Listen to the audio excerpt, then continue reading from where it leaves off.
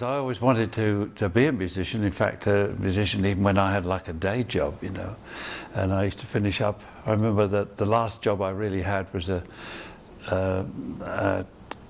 draftsman at Decca Radar and Navigator, and I used to get very upset and with the manager, and the manager used to get upset with me because I used to fall asleep on my drawing board on the Monday morning, having done like Friday night, Saturday night, Sunday night, and then turned up feeling. But so then I met a very good guy, a very good bass player called George Jennings, who worked for the Bob Court Skiffle group. I don't know whether you've heard of that at all, but and Ken Sikora was a guitarist in this group, and he got a job. He did work actually for the BBC, and he got a job with the BBC in the West Country, going down there to be, I don't know, big production whiz kid or something.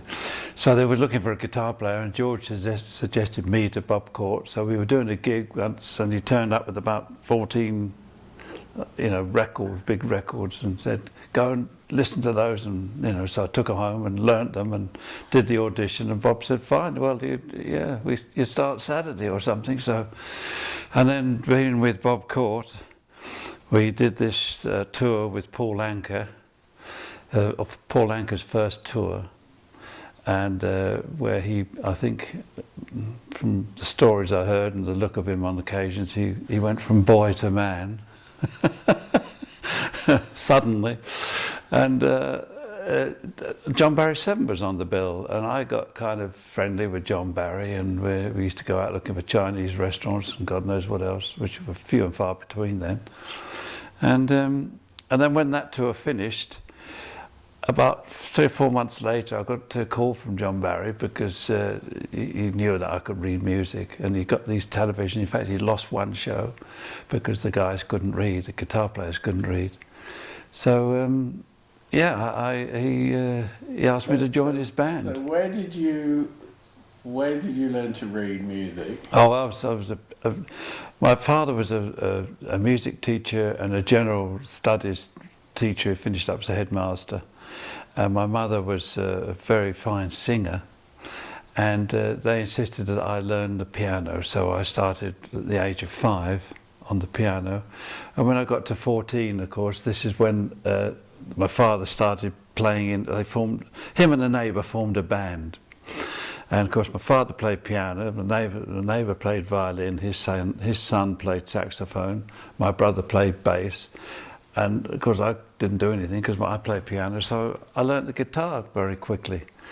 And where did you get a guitar from? Well, the neighbour who played violin worked at Shellmex, and he got the hint that I wanted to play another instrument, and he saw this advert on the notice board in his office for a Gibson Kalamazoo for £5. So he bought that and brought it home and gave it to me as a present, which was wonderful. That's quite extraordinary. I know it is, I know. A Gibson short scale Kalamazoo. And I played it till my fingers bled and all that business, you know, just to learn to catch up with everybody, as it were. And so to make it loud, I had to make it loud somehow. You can't sit there with a little acoustic guitar, so I bought this Tank Commander's throat mic, and I clamped that on the machine head and played it through my father's big radio, which we had to hump to the gig. We only did about, I don't know, 2 little gigs a month or something, but and that started me off, and that's how I came to learn the guitar. Not because I thought, oh, I must learn the guitar. Well, I did because I had to, otherwise I wouldn't have joined the band, you know. So were you quite unusual at the time for actually being able to read? Oh yeah, because most of the guitar players were either singers in bands and they had rubber bands on going junga junga junga junga, or folk singers or classical guitar people who would learn by rote, you know, a piece, as opposed to putting music up in front of them and playing it. Not very many people could do it. That's why when I started to do sessions, you know, you came across these real great guys, you know, who had been doing it and had been. It's a case of being forced into doing it, really, because you never know what you were going to have to do. And if you turned up and it was too hard for you, well, you know, the thing is that I confess, you know. You come back to sessions. So when you're so you go out on you join the John Barry 7 and you go out on the road. Yeah. Week out, day in, day out. Well, pretty intensive. Yeah. Once it started, you know, we did that, you know, like Thank You Lucky Stars or the Bandbox and all these TV shows, radio shows, Saturday morning, some club, whatever. I get mixed up with them all now. And yeah, it never seems to stop. You know, in fact, when I got married, it was the day after we had this broadcast. Was it Saturday Club or something else that the John Barry 7 did? And of course the guys told me that it was a 10:30 start. A 10:30 start instead of the 9:30 start. So of course when I turned up at 10:30, the honeymoon night and all this business. Yeah, and my wife has been wonderful. I've been married to her 52 years now, 53. And she's been very understanding, to say the least. Well, so have I, to a certain extent. No, she's been wonderful. So you're doing all the Jack Good shows? Well, I didn't do all the. I did Oh Boy, of course, and a few of the others which are there. But the big thing that with the John Barry 7 was Drum Beat, which Adam Faith made his stardom, and they used to get guys like Roy Young, Vince Seeger, and all these people on. And that was kind of exciting because it was a non-stop thing. The director, Stuart Morris, was a real gung-ho sort of keep it going, never let it stop thing. Even when the dolly camera ran over its cables and there were sparks everywhere like that, you know, you could hear on the headphones, keep it going, keep it going. You know, this poor cameraman trying to get things together. And yeah, that was quite a show. Huh? Do you get rehearsals for it? Or Oh yeah, well, you rehearse. Oh yeah, you don't sort of go in blind. No, you have like a run through the titles that maybe for a 3-hour session the day before. Then you turn up and then you do the camera work, which is so boring, you know, because you have to hang about and wait till they work the shots out and what have you. And yeah, I did quite a bit of work with Stuart Morris. He was, in fact, I've got a guitar in there, a Fender Stratocaster 1962 Strat, of which around about 1965, 60, 67 probably, I was doing this TV show with Stuart. And he came out to me, he said, Vic, he said, you've got to do something with this guitar. He said, it looks dreadful. He said, all not cracks, but scratches and bangs and all that on it. He says, you've got a lot of close shots of you and the guitar in this show. He said, can you do something about it? So I said, all right. So I hurried home and sanded it and painted it Morris Marina white, which not many people know what colour that is, but it's white. I'm sure you do, Mark. No, I do know, sadly, yes. I remember I painted my first car Velspar black, with the brush marks in it. It's terrible, really. Oh, so John Barry is, in fact, your introduction to all of it, isn't it? Because Les is in there. Yeah, Les is in there, and well, he's the only guy really that's got, apart from Dougie Wright, who was the drummer, that went off into sessions, as it were, but the others sort of dwindled off into other vocations. But I suppose it was, yeah. But the big thing which broke me into sessions, because most of the fixers or contractors were violin players, and I did this album called String Beat, which if you listen to it is like it's me playing with a background of strings, you know, and I think there's 14 numbers on it or something, which we did it all in one day. And I was sat in a chair. There was a rhythm section slightly behind me and to one side. The chair. There was John Barry on his podium, and like EMI2 full of violins and cellos and basses and violas, you know.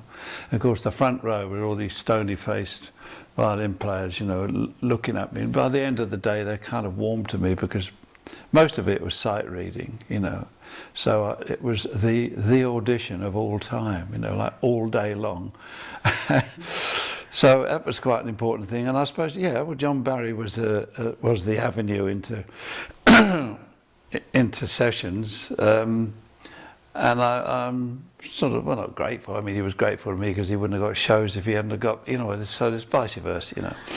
But he was certainly an integral part of my career, definitely.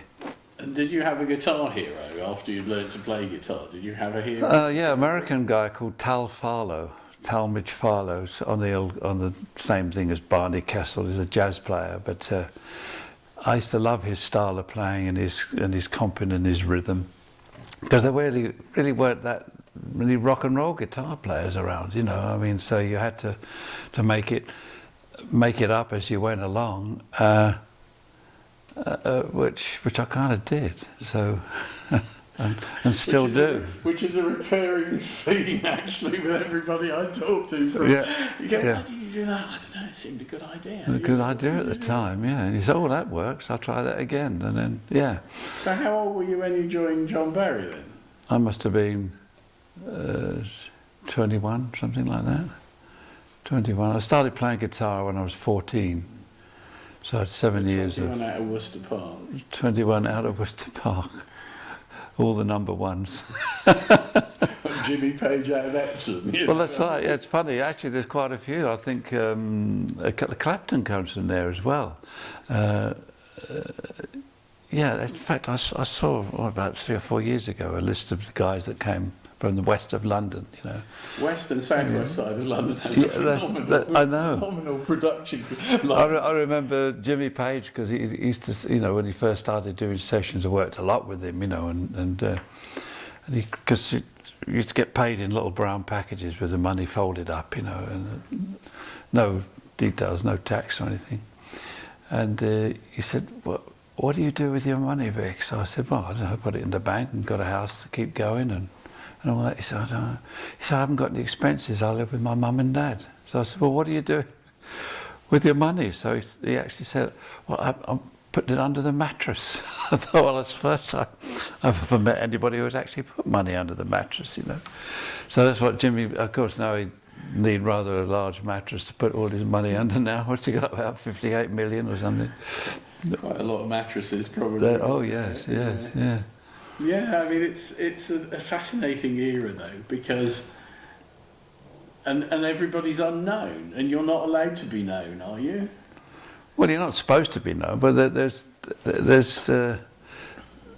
2 reasons, really, I suppose. One was that if you work with an artist who happened to have a group with him, he didn't want people to know that his group wasn't on the recording. And that happened, you know, when I was a Herman's Hermit, and I was, you know, other groups and part of the Dave Clark Five, you know, but you're not supposed to say anything. It's like Bobby Graham, who did a lot of the drumming on the Dave Clark Five records, you know, which not a lot of people know, but they do now, or they did before probably. And wait a minute, I've lost my train of thought. What were you talking? What was I saying? You're not allowed to. Oh yeah. That's right. Yeah, and of course there's that where the group type of thing, and where an artist didn't want to have the concentration of knowledge taken away from them by saying, oh, was somebody on yours? Oh, he was on your session. No, I am the artist. I sing. Therefore, that's it. David Bowie was guilty of that, by the way. And the other thing, of course, is that the record companies didn't want the session musicians' names to go on the recordings or onto the sleeve notes, because that would give them the musicians some legal screwability to the record companies, you know, which bears out now, of course, with this phonographic performance limited business, where we do get residuals, which you've heard a lot about, I expect. I hope you are fully signed up for all you do. Oh yeah. But I mean, now we're chasing. There's a very good colleague of mine, friend of mine, Les Hurdle, who was a bass player, who used to do a lot of sessions. He was the guy who kind of thought of the disco. He was Donna Summer's bass player, and he's kind of hot foot on the cause of PPL, because they distribute the money, but everybody seems to have to sort of go up and try to pick the money off of them. They don't come around and say, well, this is yours, you know. So it's a case, not exactly right, but it's a case of we got the money, try and get it, you know what I mean? I've got a friend of mine who's been doing consultancy work for PPL going, come on, these, you know, I can tell you who played on half of these records, don't you want to know, you know? That's right. And every now and then they give him some more work, sort of going, right, well, you know, this section would have been, you know. Yeah. But you would you know what you played on? Well, yes, to a certain degree. I mean, if a record was going to be good, you sort of clocked it away. Like, for example, This World Without Love with Peter and Gordon, for example, and Shout with Lulu, for example, which I'm on, and Tom Jones's Green Green Grass, It's Not Unusual, and all these records that I was on. They kind of stick in your mind, and it's amazing when you start listing them out. I can't remember all the titles now, but I think I've got about something 800 and odd titles which I'm connected to. But the interesting thing now is, and it's only happened in the past, I suppose 3, 4, 5 years, top whack, is that records that we made then are now being used on records that are being made now as samples, you see. So something that I did say with Petula Clark could be used now it has been used on a Kanye West records, and it's all the same, you know, like, well, I should have made a list out for you, Mark, really.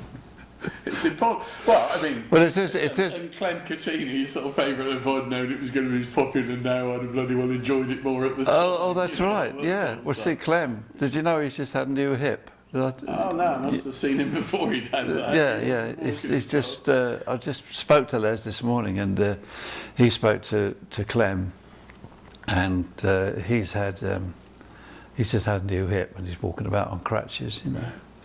He was, you know, with a bottle of 3-in-1 oil, you know, he's spoken in. Keep it moving. WD-40. That's right. Yeah, the other holder. Keep it moving, you fool. Yeah, that's it. No, I'm sort of really interested in the whole session world, because it's. I'm 61, and I grew up with a lot of the records, and you just didn't know. No, and nor were you weren't encouraged to know, and that's fine. I don't have a problem. But you know, Big Jim saying, you know, but when the guitarist of the group came to me and he's sort of saying, you know, I played on that, and he's going, no, you came round and I taught you the part afterwards. That's right.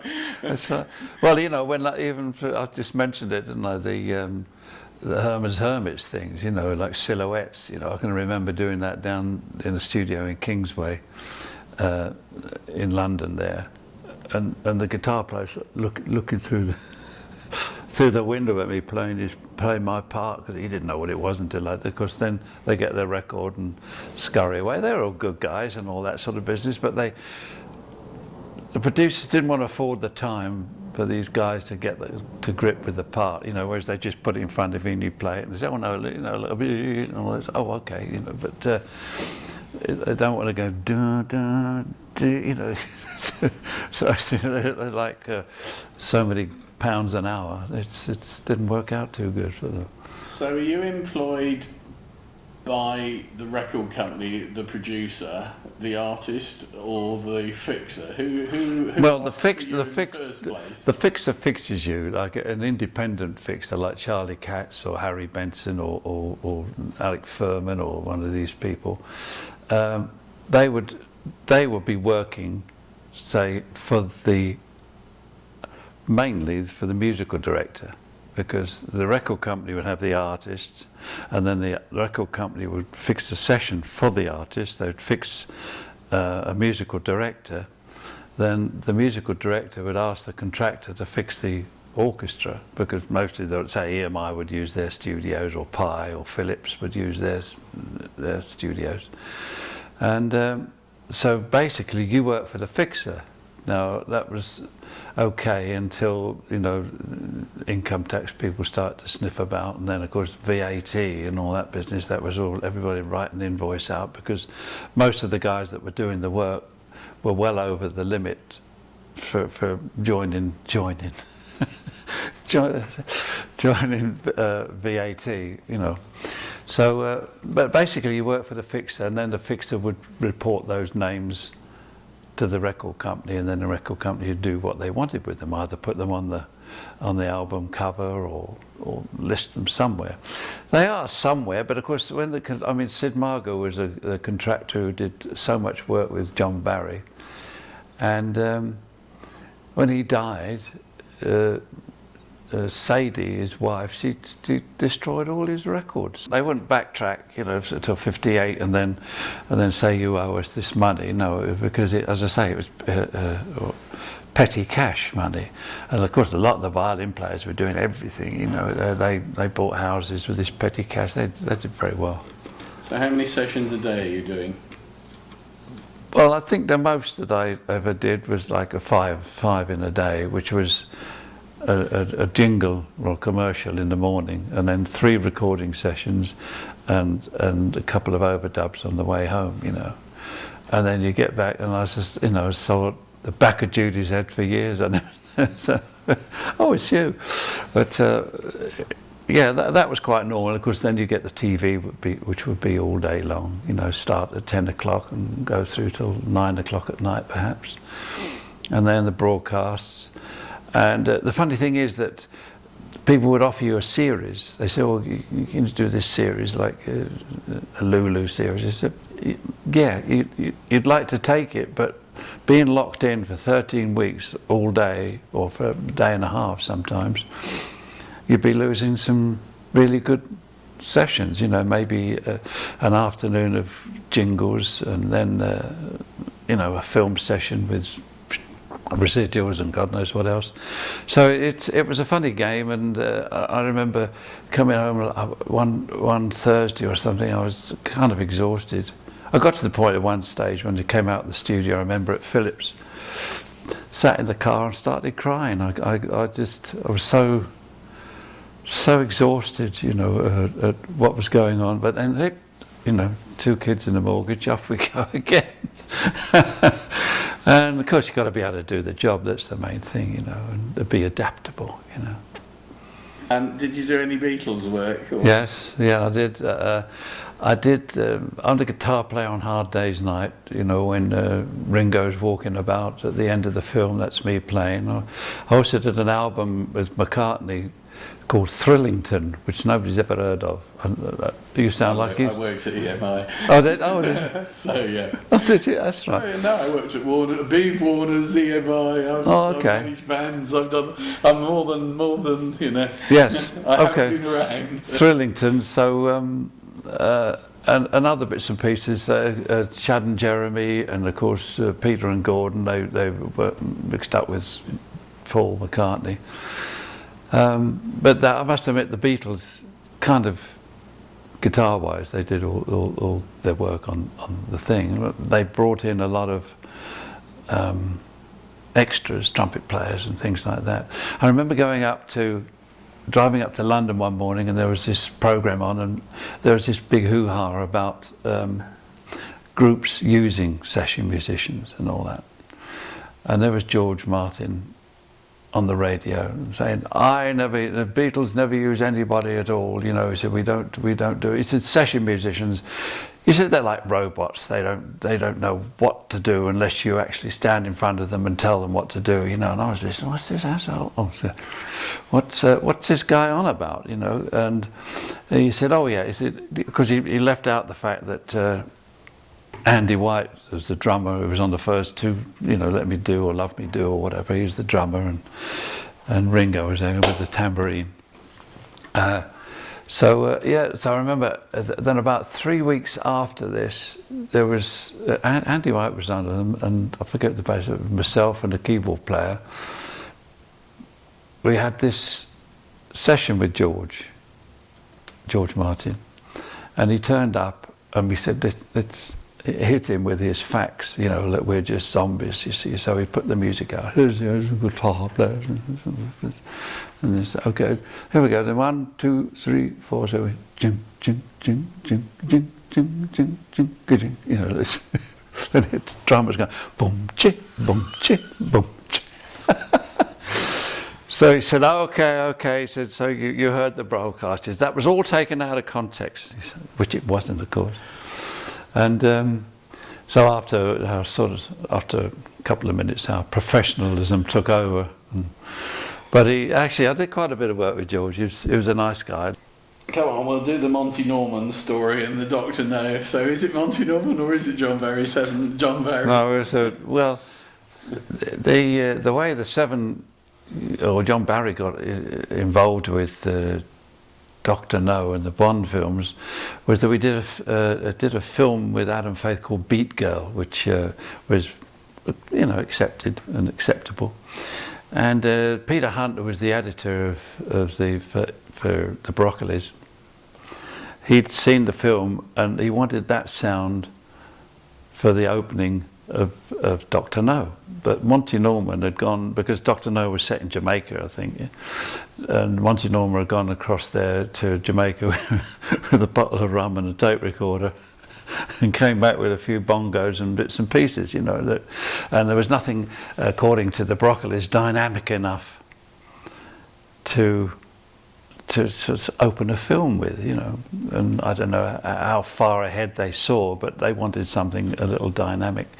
So when Peter Hunt offered, you know, to say, well, why doesn't John Barry, Seven, do the opening and find a tune? But Monty Norman was commissioned to do the music, so he actually had to come up with the music, you see, contractual wise.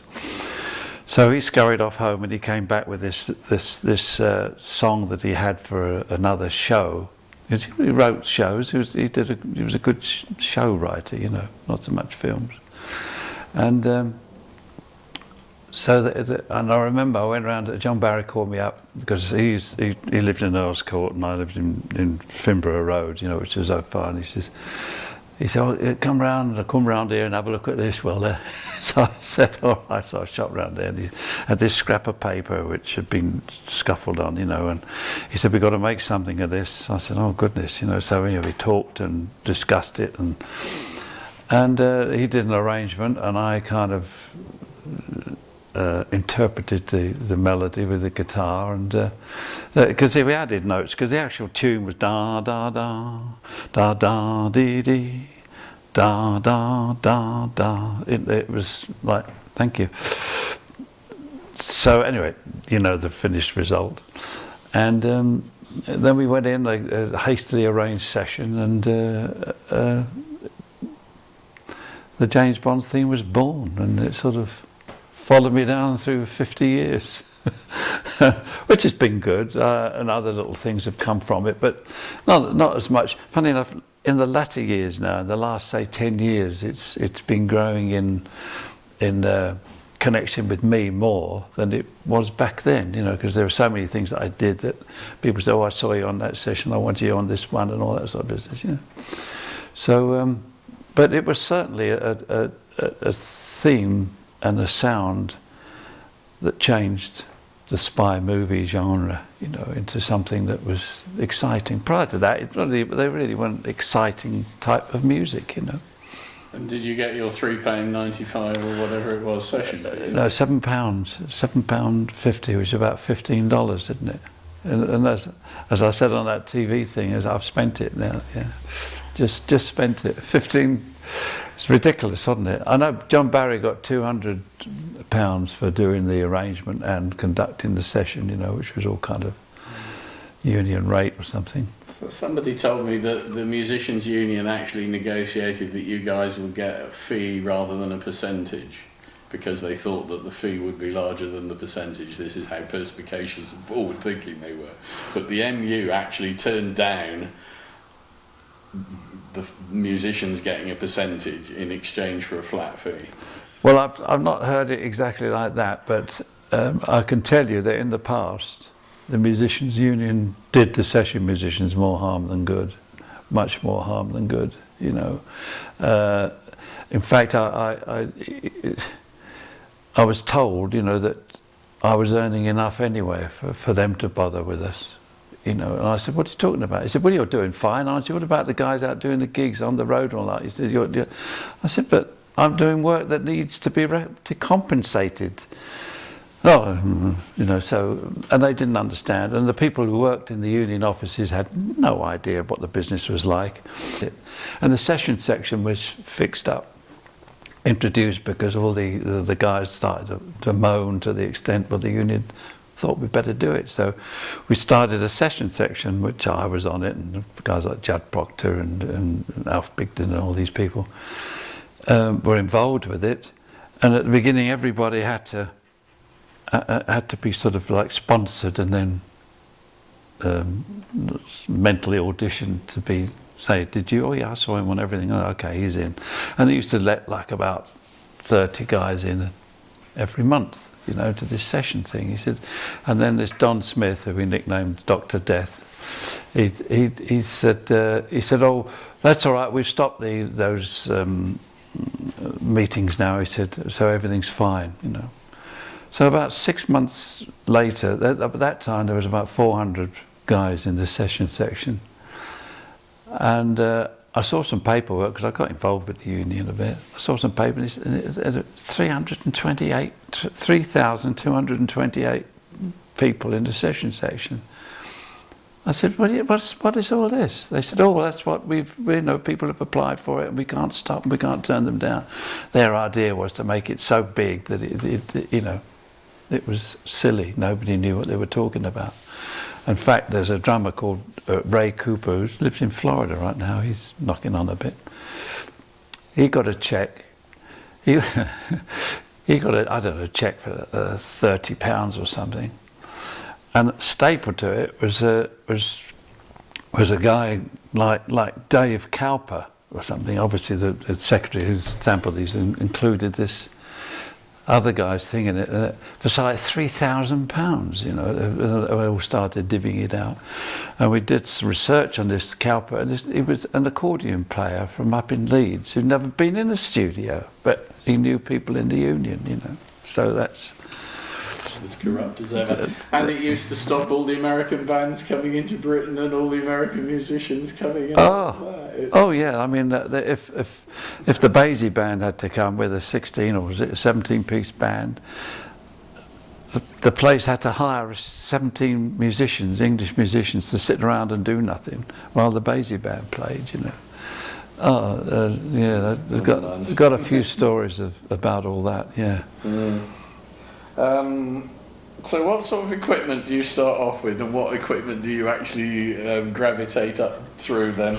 Well, as I say, I started with that Gibson Kalamazoo and my father's radio, and moved on from that to, I think my big thing, I worked one summer laying concrete flooring to buy a guitar, which was a Hofner Committee.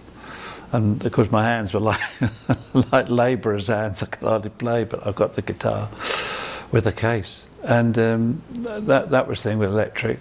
And then you moved on, and then of course in the end of the 50s, beginning of the 60s, Fender was trying to make their inroads, and there was a Macari's Musical Exchange in Charing Cross Road, and the Fender sort of had given him authority to give guitars and amps, well no, because not the amps, the Vox amplifiers, to sort of various groups like the Shadows and John Barry 7 and other people. So that's how I got my Fender, which is about 1960, it was a 1961 or 60 thing. And I was doing this gig in 1962 with the John Barry 7, and came out, I'm, you know, packing up, loading up the car, and suddenly all these guys came, these heavies, and they started all shoving me and all this. Come on, you get. So it got really nasty. In fact, one guy he knocked me over nearly. So I looked at the trunk, the boot of the car, and I noticed it was closed. And so I jumped in my car and roared off, and I'd left this guitar at the side of the road. And that was about 2 or 3 months, 2 or 3 mere months before we recorded the James Bond theme, which I did on an old guitar which I bought from Disley. Did you ever hear of Disley? Yeah, lovely guy. And so that's why I use that Clifford Essex Paragon Deluxe F-hole guitar with a diamond pickup on the James Bond theme, you know, which I've been trying to sell. But some people are interested. We'll see what happens with that.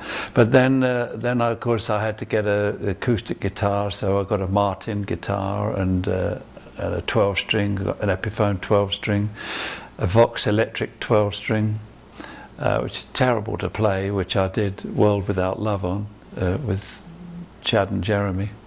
Was it Chad and Jeremy? No, Peter and Gordon. Peter Ashes. Peter Asher, yeah.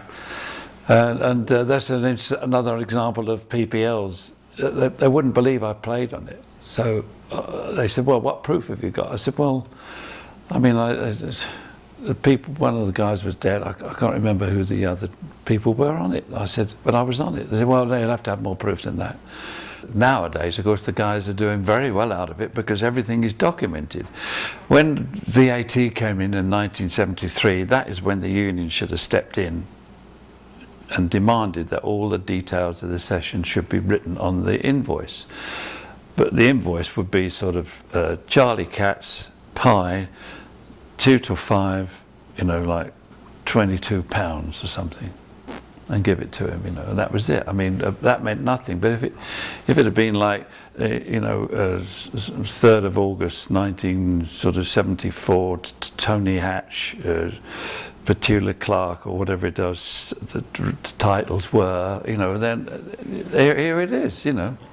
Keep a pile of them. I used to keep them all until I found out they were totally useless, and there's no point. But nobody cared until now. Then there's a yeah, but the American, the AFM, because I'm certain that it's because the union was like run by hoods at the beginning, you know, crooks and stuff, and any income stream they wanted. They knew who was paying this broadcaster was paying, this shop was paying money, and everything was coming in, and of course they were skimming it and all that business. But the money was coming in, the flow had been established, and everybody knew who was doing what, when and where. So when the hoods got thrown out, and then it went kosher, as it were, those income streams are coming in, and the guys do fantastic. I mean, you know, there are thousands in pensions and residuals and stuff like that, because they had a financial interest in it. But of course, the British Musicians Union had this sort of above it all, you know, oh, that's money, we don't really deal with that, you know, it's how the chap is feeling and all that crap, you know. Terribly British, isn't it? Yeah, as I say, yes. So, did you work with Joe Meek at all? Yes, he's another nice guy. Very strange, you know, sort of a... Tell me anything Joe Meek. Well, yeah, Joe Meek, yes, his studio was on the top floor in up North London somewhere, and you had to traipse up these stairs, lugging your gear, all this stuff, and there was the front room, and then the back room, and the stairs used to go up. You know, it was like two up and two down, except it was like 6 up and 6 down. And his studio control room was like an absolute mess. There was like paper on and old bits of tape and stuff, and the windows were so dirty you couldn't see out of them. But the set like up against one wall were his 2 tape recorders, which he cherished. This were his Stradivaria, you know, and he used to come in and start his thing and. Tapes running, and he used to come in and stand in the door and he'd say, go on then. We said, well, start. So we used to start, lean on the piano like this, you know, say, go on, yeah, do it again, you know, and all that. So of course he was kind of emotionally mixed up, to say the least. And then he shot the landlady, didn't one shouldn't, yes, he had an argument with the landlady, so he shot her. Which I wished I'd shot a few landlords and landladies, yeah. So he used session musicians? He did, yeah. Oh yeah, I did John Layton stuff, and worked a lot with Clem up there, you know, Clem Catini, because he was with Tornadoes. But it was all very much catch as catch can, you know, and good. You know, I'm very productive, you see, because I think there was a lot of energy then, back then, and the guys like Joe Meek with their innovations and striving for sort of some sort of musical recording perfection energized the business. And engineers like Adrian Kerridge at Lansdowne and oh goodness, who's the guy at EMI, little fella? Malcolm Addy. Remember Malcolm Addy? So John Schroeder then? John Schroeder, he was another character. Because he did the thing with Johnny Pearson, the piano solos, and I can't remember. Anyway, they had a big hit. Cast Your Fate to the Winds. Cast Your Fate to the Winds, that's right. John Schroeder and John Pearson. And the follow-up, I wrote the follow-up, believe it or not. But just, it's the story of my life, really. Just at the time when it was coming out, there was this big Contractual upheaval where John Schroeder wanted to make a name for himself and going to leave Pi and all this business, and so the record got no pushing at all, you know. Which is another thing. Have you heard of a disc jockey called Tony Blackburn? Yes, you have, yeah. I know a couple of jokes about him, but this is not a joke. It's rather sad. Well, he was going to make a recording, become a recording star. So he was looking around for tunes, and he picked one of my tunes, which was called "She's My Girl." So I was knocked out about this, because the EMI released it. Les Reed did the arrangement, I remember that, and Tony sang on it. And the record was released, and it was being broadcast, because all the other disc jockeys would say, "Hey, listen to this, he can't sing, play it, listen, play it, I'll play it again." Yeah, it was getting so many plays, this thing. And then a week after it got released, the EMI pressing plant went on strike for 6 weeks. So that died a death. I thought, what's going on here? Yeah, and when I did the music for play guitar on License to Kill, one of the James Bonds, I got to the studio. I was specially asked for, and I got there, and there was Eric Clapton and Michael Kamen, and I hadn't seen Eric for a long time, when we used to do the Musical Express concerts. And we were there, had a lot to talk about. Anyway, we got on with this tune, and it was good. It was instrumental, kind of James Bond themey type of thing. And the next day we actually 2 days later we videoed it in a loft overlooking the Thames, and it was great. And then the Suits turned up from New York, and they all got me against the wall saying, "Oh, listen, you realise this is going to be big stuff. This is going to be a commercial for Coca-Cola. It's going to be the preview for the thing, for the film. It's going to be used in the film, throughout the film, and all this sort of business." He said, "We would like to talk a deal with you, perhaps doing, you know, Vic Flick plays the film themes, and guitars, great songs played by Vic Flick, and Vic did it." And I said, "Yeah, anything, you know, sounds great." "Fine, okay, we'll be in touch. We have your address." Took all the address, the phone number down, and all this business, the colour of my underwear, and all that crap. And it was so I didn't hear anything for about 2 weeks, and I phoned up Michael Kamen, and I said, "What's happened with this? What's happened with this?" And, prior to that, I called John Barry up. I said, "What's all this going on?" He said, "Well, call Don Black." He said he'd know about what to do. So I called Don Black up, and he said, "Don't say anything to anybody, you know, don't say yes, no, or anything." So I said, "All right." So I didn't have an opportunity to say anything, because nobody asked me any questions after that. And 2 to 3 weeks later, I called up Michael Kamen, and he said, he said, "Yeah, I meant to tell you." He said that they played it to the Broccolis, and they didn't like it. They wanted a pop song. That's when Gladys Knight and the Pips did it, you know. So that was another sort of like reaching for the stars. So did you write a lot then at the time? Did you? I did, yeah. I wrote a lot of library music, and it's still, you know, it's still out there. I do quite well out of that, and not songs. I wasn't into songs. You didn't write 3-minute pop songs. No. Wasn't your thing. And you didn't go and form a heavy group like Jimmy did, or Big Jim did, or Little Jim. Well, no. But funnily enough, there's another story there. When Monty Norman sued the Times over, the Times had copied an article out of a magazine saying that Monty Norman wasn't any good at composing. So, and he hadn't basically composed the James Bond theme. So, anyway, Monty Norman sued them, and they all went to court, and it was at the Old Bailey, and they flew me across and Judy across and we stayed at the Swiss Hotel just down from the Old Bailey. Went up there, and wait a minute, I've forgotten where I was going again. Oh yes, so anyway, coming back on the last night, John Burgess, who was, you know, second in command to Norman Newell, as it were, walking back, he was staying at the hotel at the same time, so walking back, and he said, it's such a shame, he said, you were under contract to John Barry. He said, because EMI wanted you to sort of like to be their Duane Eddy. So I said, really? You know, the legs started to go a bit rubbery, and I said, yeah, well, what are you talking about?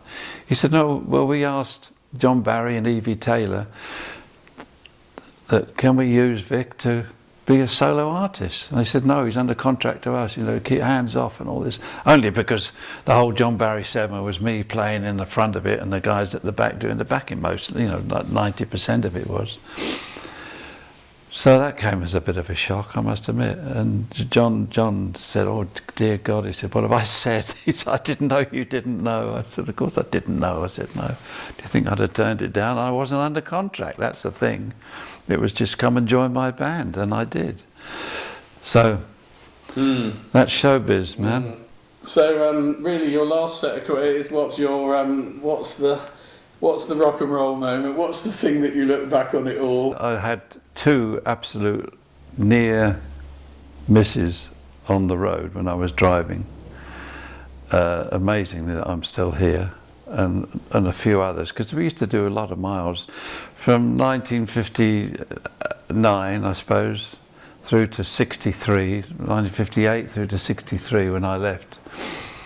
And we did a lot of driving, and it was horrendous on the roads then. The English roads, because there weren't, you know, highways or anything, and the M1, I don't know, it'd just been finished up, they'd gone from London to the Blue Boar. Of course, the Blue Boar was the meeting place, all the bands used to meet up there and have some good times and things. I remember one group had this crazy idea, quite famous group, this crazy idea that one guy used to go out and get the teas and drop a pill in in one of them, see.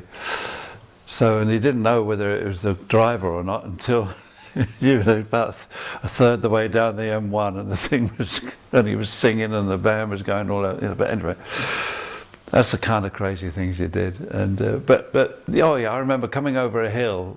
I had an old Rover 16 straight 8, this big, beautiful car it was, rod brakes, oh Jesus, no. Coming over this hill, in the air, the car left, and right in front of me was the trucks, right, you know, a lorry stuck right across the road.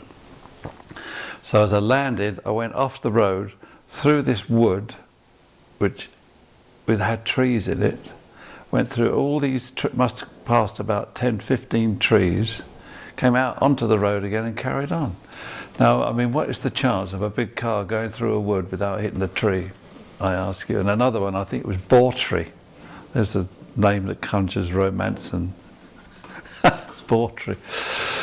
Came screaming through there one night, and the car just started to drift like this, and it went down the high street, circling like this. And I always remember because there's a guy, like a road sweeper guy, and he was so. This guy, I remember seeing his face. And as we came like this, hit the dry road and off.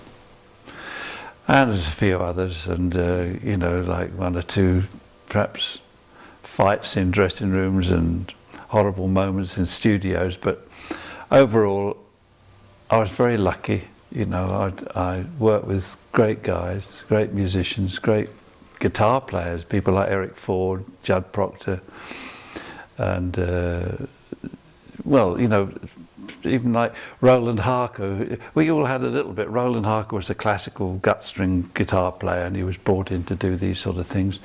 Everybody actually had to do basically everything, but if it was a real specific type of job, then some guy who could do it better than others, maybe, you know. Jim was Big Jim was great at rattling off solos and doing bits of finger picking and all that. One time he couldn't read very well, so that held him back. And so as Jimmy Page. I mean, Joe used to sit next to Jimmy Page, and he'd say, "Hey, Vic, what's this?" And I used to, you know, it's always a do, you know, I could hear, and so when the piece was going along, and I used to be playing my bit, and he used to go, and the MD said, "Well, that's not quite right, Jimmy." Oh, then he got it then, knew where it came in, see. So, but he did. Lovely guy. Yeah, I always remember. "What do you do with your money, Vic?"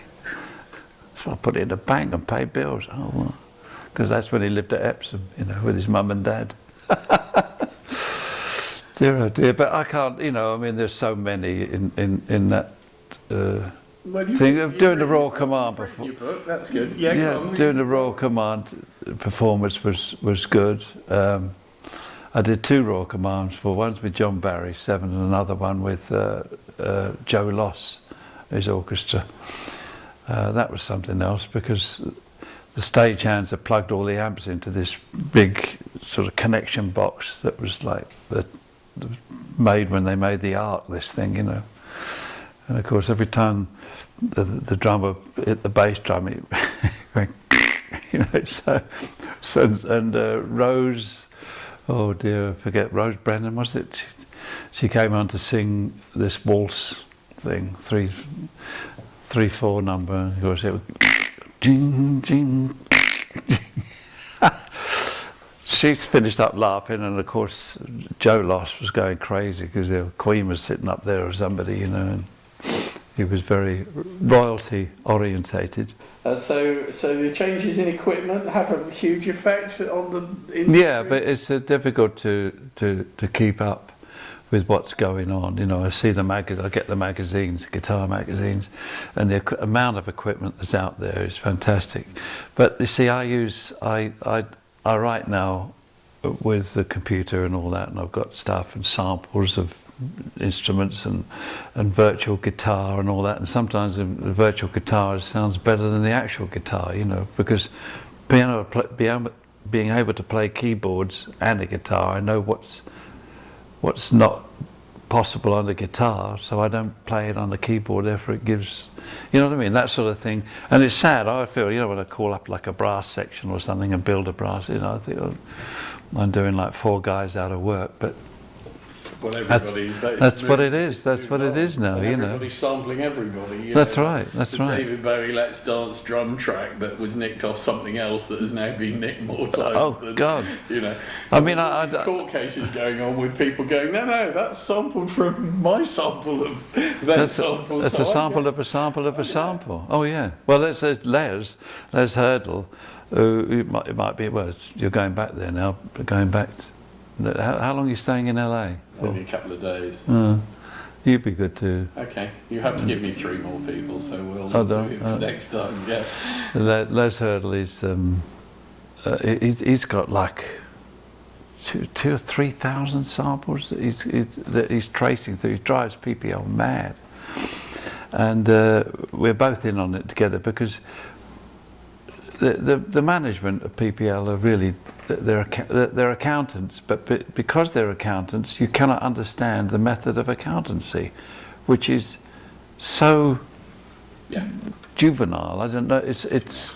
There obviously somebody's hiding something somewhere, you know. There's a lot of money being spent on things. Isn't There's there? a lot of money, yeah. You know, they spend millions on a new computer system that's supposed to cover everything and do it. It's been pretty poor from what I've seen so far. It's like, that's right. Yeah, it's refreshing to sort of. Well, I run mail order and record labels and things. You see, Oh, do you? So I actually have publishing and have all. So I get all sorts of fingers in pies, which is I'm a nightmare to deal with because I deal with all the distributors, for example. Wow. And they don't, you know. So you're buying and selling effectively, which means you see the story from both sides. That's right. That's right. Well, you see, a lot of their trouble is that the record companies don't register their titles with PPL and all this. So, and people say it's not our job to go chasing around and all that. So, what the hell are you getting paid for? You know? Well, it's your job to register. I register everything because I figure that once I'm on the system, then to be in the system. Yeah, I know. But for the session musician who's part of it, I mean, it's you don't know what's happening. They're thinking of instituting a list of newly registered titles, you know.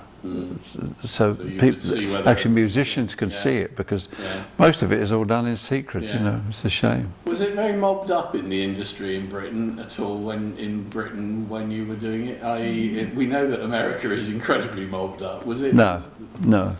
Was it Freemasons? No, I don't think. I don't know. I never came across that at all. It was either if you could do the job and your face fit and you turned up on time, you were doing it. The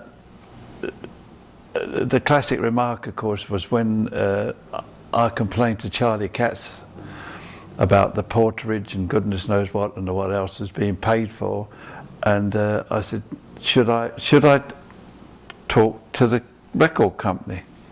And Charlie screamed down the phone, "Don't you dare talk to the higher ups!" See, and that there was a definite strata of who you were, where you were, and you didn't want to go out of it. Now, of course, that's all gone now. You know, I mean, and there were at one time there was like the four fixers or five fixers, you know.